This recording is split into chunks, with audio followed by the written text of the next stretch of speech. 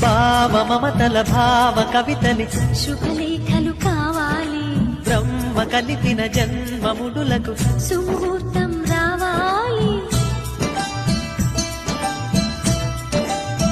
మా 7 అడుగుల జోడు నడకలు ఊరంతా చూడాలి, వేలు విలువని తోడు ఇమ్మని అక్షింతలు వేయాలి. ఇన్నాళ్ళు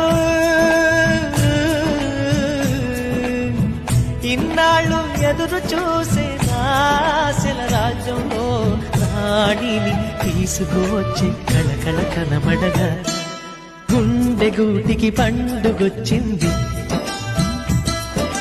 పండు వెన్నెల పంచుతుంది.